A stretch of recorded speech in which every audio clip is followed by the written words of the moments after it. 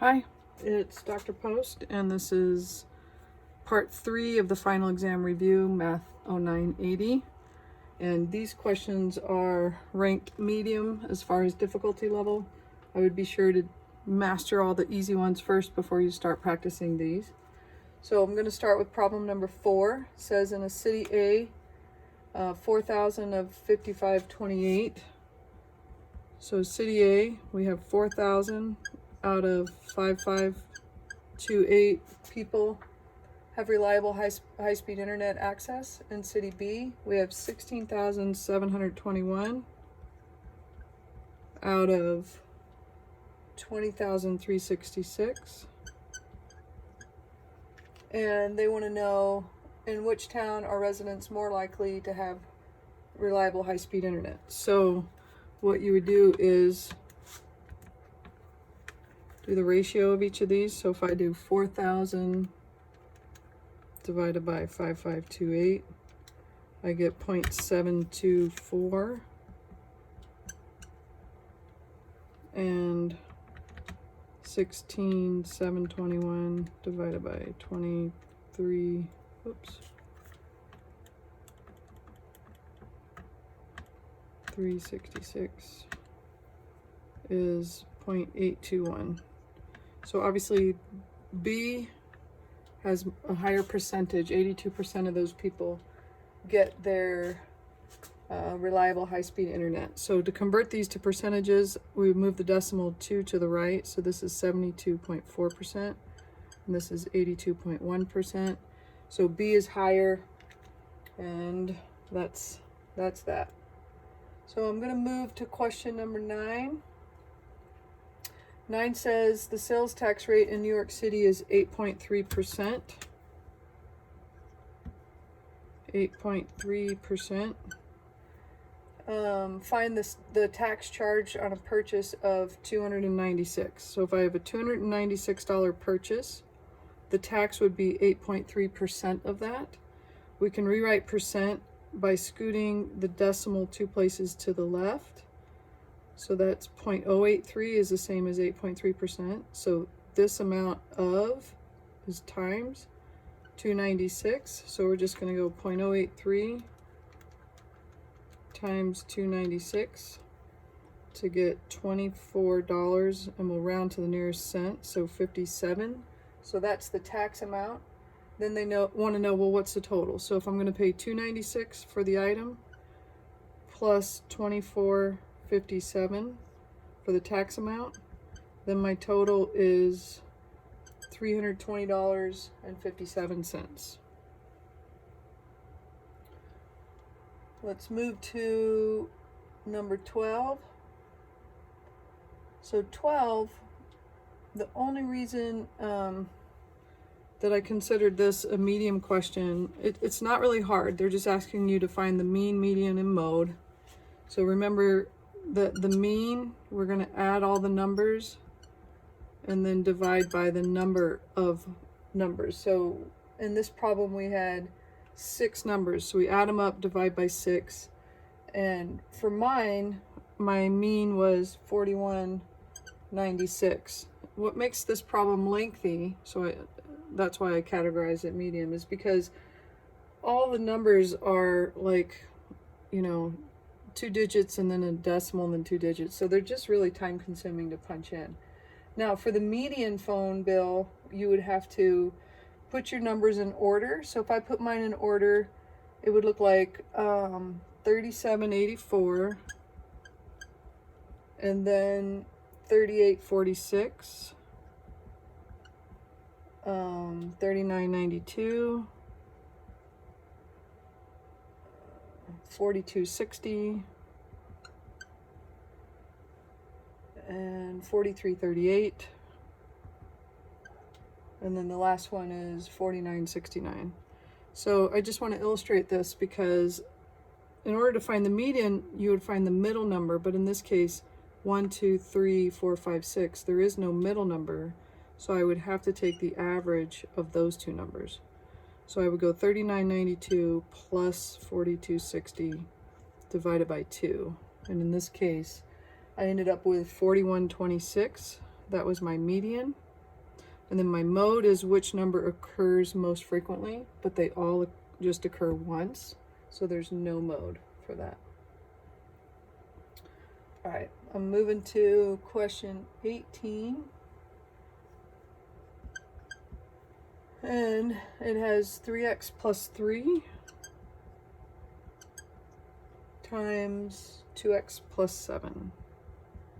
So remember with this, it's like a double distributive property. So you would distribute the 3x into both of those, and you would also distribute the 3 into both of those. So we often call this the FOIL method because when I distribute the 3x, I'm first going to multiply the two first terms. So it'll be a 3x times a 2x. Then I'm going to do the outer two terms. So plus 3x times 7. Then I'm going to do the inner two terms. So it's a first, outer, inner would be 3 times 2x. And then finally the last two terms would be 3 times 7. So first, outer, inner, last is FOIL, which is FOIL. That's why we call it the FOIL method. So this would be 6x squared plus 21x plus 6x plus 21. These two are like terms, so we can combine them. So 21 and 6 is 27x plus 21. So that would be my final answer. That was number 18. Now we'll move to number 21. So 21 isn't so hard as far as solving the equation, but it's in a category that can be hard depending on how the equation works out. So I have x plus 24 plus 2x. This is number 21, equals negative 15 minus 2x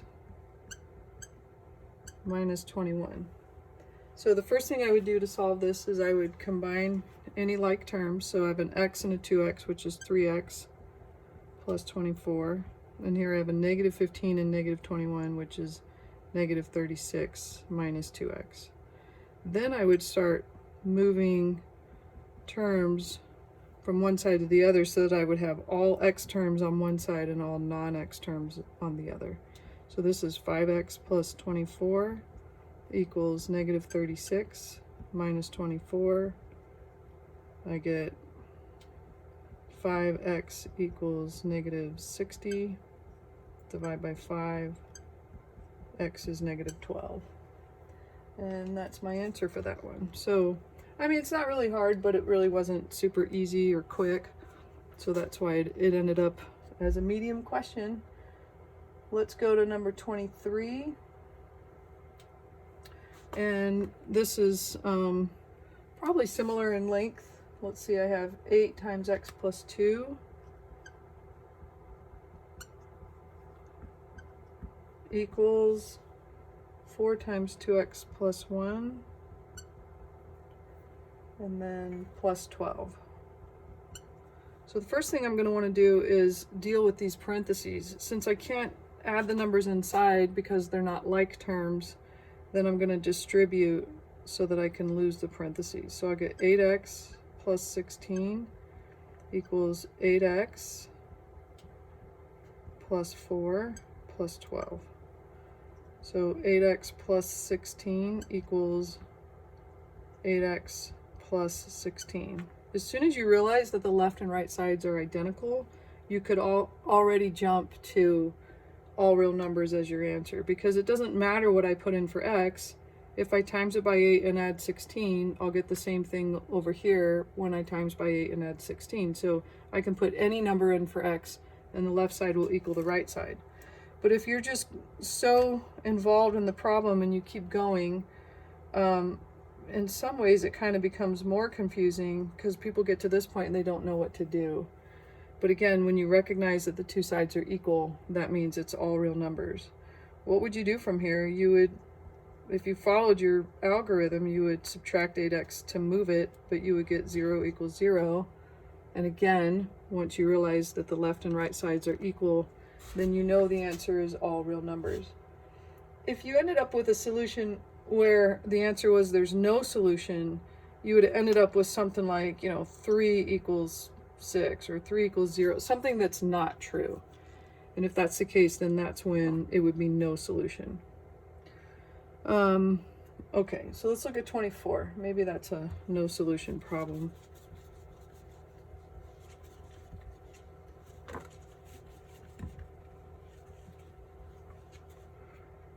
So, oh no, it's something totally different.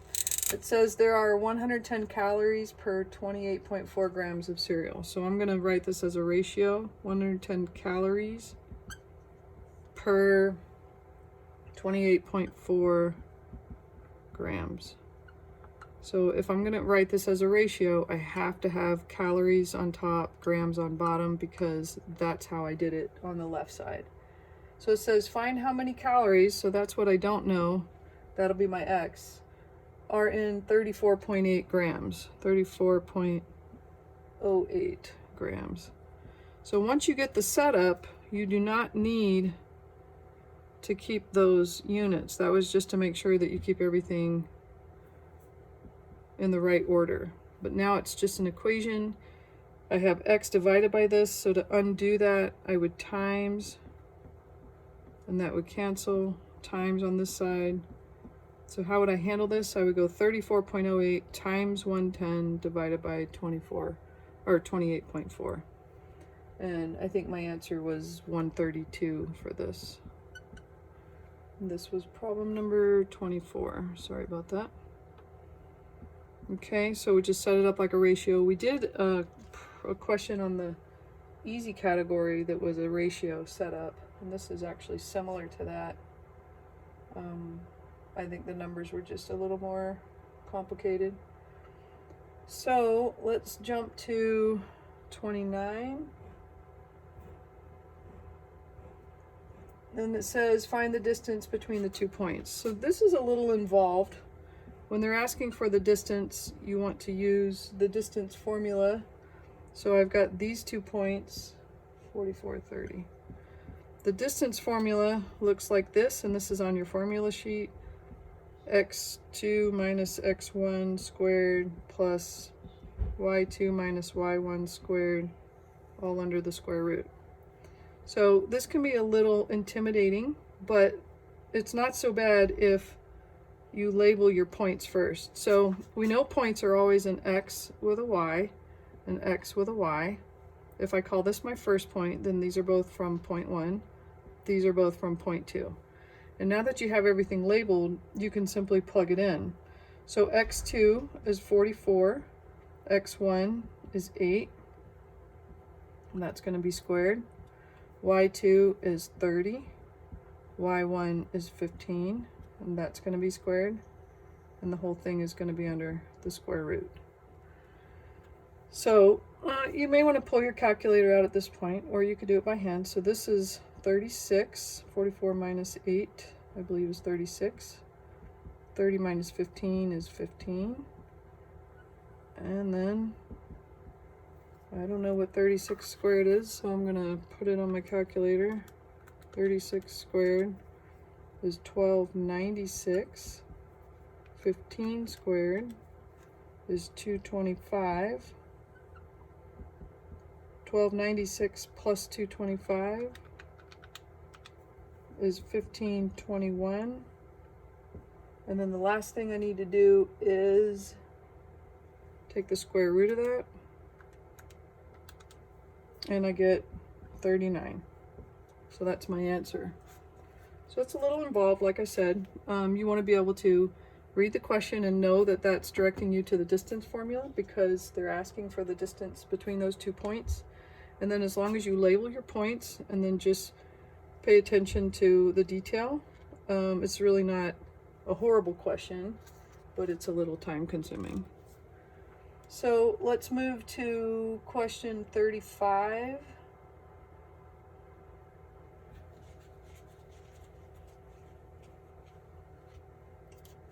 So 35 gives us the picture of a tree. And then it has this triangle that they've created, and they want us to give them the height from here to here. So on mine, they label the hypotenuse 39 feet, and then the bottom leg 9 feet, and this is the unknown. So anytime we have a right triangle, we can use Pythagorean theorem, which is a squared plus b squared equals c squared. What matters is that c is the longest side, which is the hypotenuse. So this has to be c. It doesn't matter for the legs which one is a, which one is b.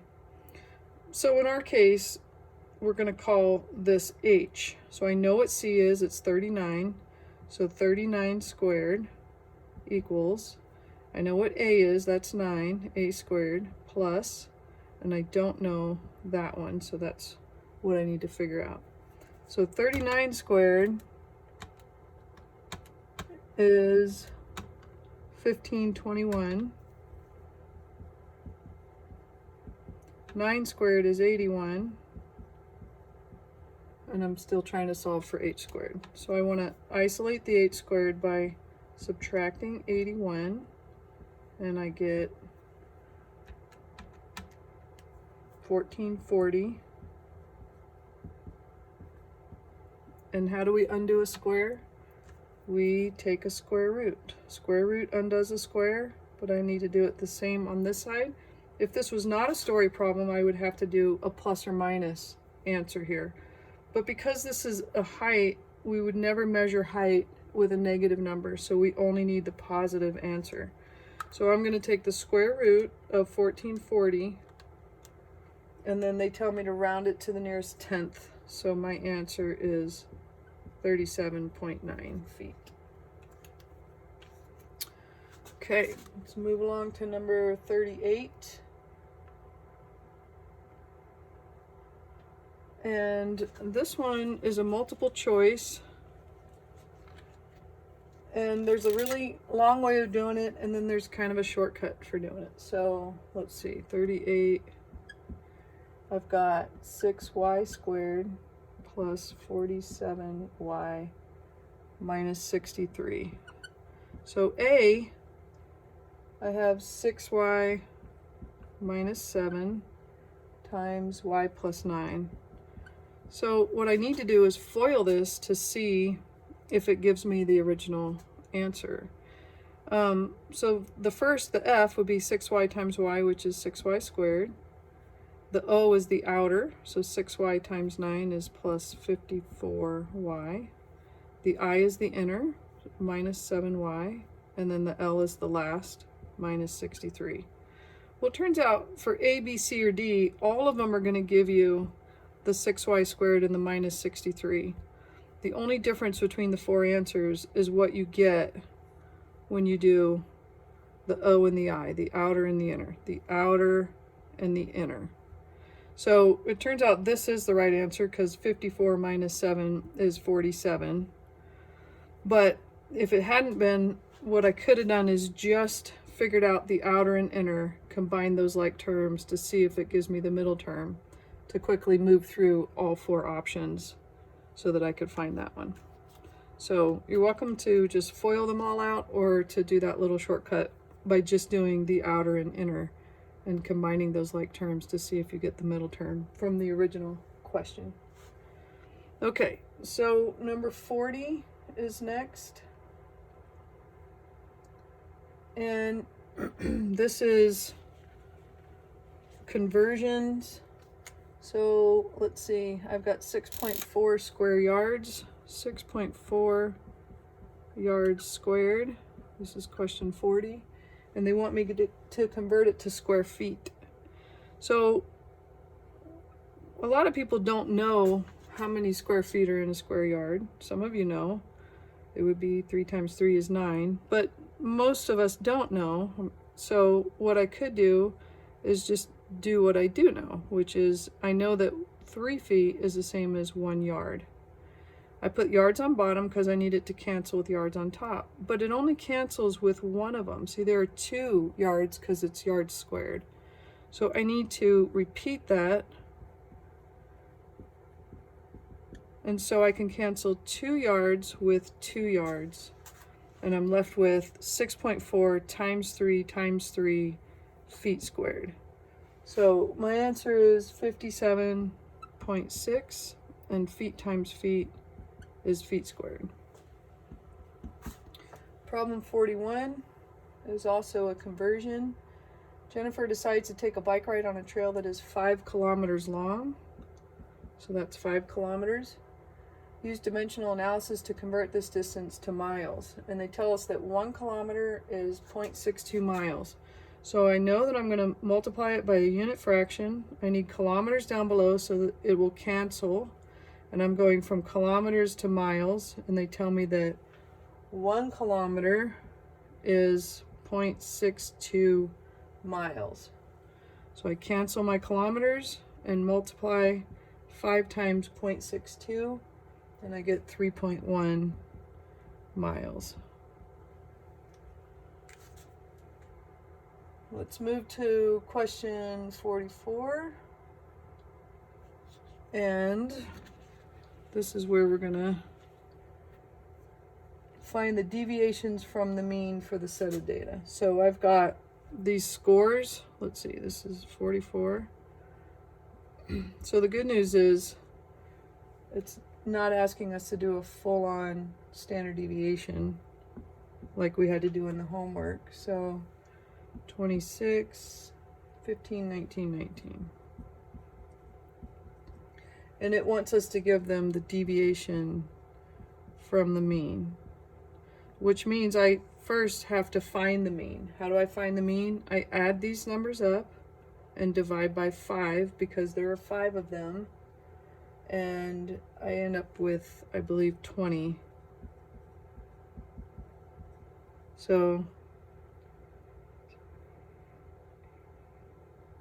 yeah, 20 is my mean.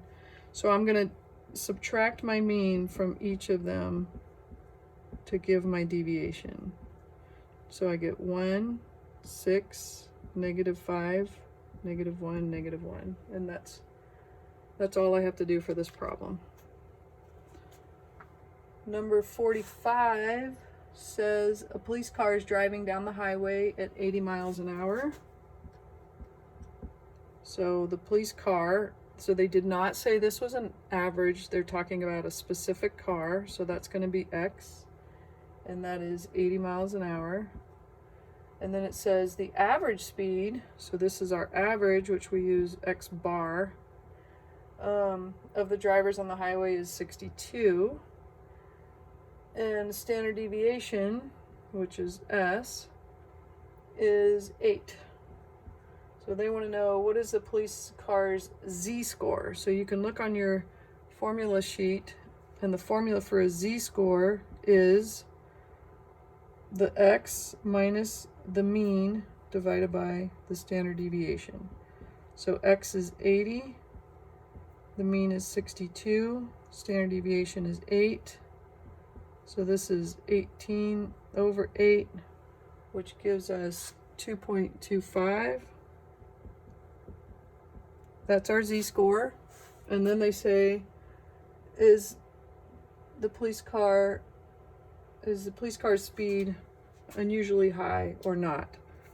If it's over 2 or less than -2, so think of a number line. This comes from a normal curve. If here's 0, 1, 2, 3, -1, -2, -3. Okay, from this line over and this line over. So if it's more than 2 or less than -2, then it is unusual. So ours is unusual. I don't know if the unusual piece is on the formula sheet. If not, make sure that you remember that, because this isn't really a bad question, but you definitely have to be oriented on what it is they're asking. All right, let's jump to 47.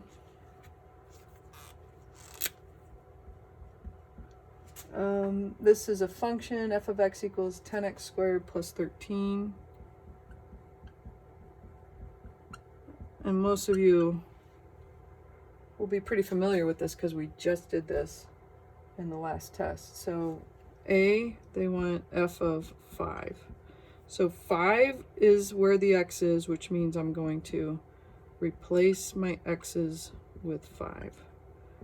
Remember, I have to do exponents before I can do multiplication. If you type it in your calculator just like this with parentheses, it will do the problem in the right order. So this is 250 plus 13, which is 263. So that's my answer to that one. B, they want me to find f of -3. So the negative can be problematic if you don't use an empty set of parentheses where the x was. See, this keeps it correct when you type it into your calculator. So -3 times -3 is 9. 10 times 9 is 90. So I get 103 for that answer. The next one is f of 0. This is the easiest one. And remember, if this question looks daunting, try to answer at least parts of it. Like this one, anything times 0 is 0. So I just get 0 plus 13.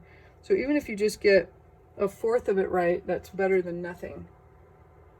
And then the last one is the most difficult one because it's a fraction. But again, if you type it in your calculator, it will handle that fraction for you just fine. So this ends up being 1/4, which is 10/4, plus 13, which ends up being 15.5. Okay. Next one is number 48, which is just like this one. It's a little easier because you don't have a squared piece on your x, but I recommend that you type into your calculator. I mean, if you have a calculator like mine, what you can do is you can literally type in -5 parenthesis. Now question A is going to be f of 6. So -5 parenthesis 6 minus 9. So if you can see this, I'm going to do -5 parenthesis 6 minus 9 equals, and I get -39. And then on B, they want f of -4. So I would go up to my parentheses in my calculator, change the 6 to a -4, but I need 2 positions for -4. So I could do second insert, which gives me a new position, 4, and now I've got -5 parenthesis -4 minus 9 equals 11. And then they want f of 0. So I need to go back into my parentheses, make that a 0, but I had 2 spaces in there. I need to delete that one, so I hit delete. And now I have -5 times 0 minus 9, which is -9. And then finally they want f of the fraction 1/6. And this is where the calculator is the most advantageous. So for this 0, I'm going to put 1 fraction 6, close my parentheses, go ahead and retype my -9 because that's actually quicker to do it that way, equals, and it gives me a mixed number, which I'm going to switch to an improper, so I get -59/6, which is the right answer. So try that, practice it a few times. You'll love yourself for doing that when it comes time to take the test. Okay, and then 49 is similar in that we are going to input an x value into a function. So I've got f of x equals 11x plus 13, and they want f of 3. So I'm going to replace the x with a 3. This is number 49. So I could do this on my calculator if I wanted, but it's probably just as easy to do it by hand. So this is 46, okay? But the second part, they say find x when f of x equals 1. So instead of them replacing the x with a number, they're replacing the entire f of x with a number. So this f of x becomes 1 equal to the 11x plus 13. And now I have to solve it for x. Minus 13. So I get negative 12 equals 11x. Divide by 11. And that's my answer, negative 12 over 11. So it's not too bad, but if that's a little complicated, at least get this part done so you get half credit for that question. And that's it for the medium questions. I'll see you guys later.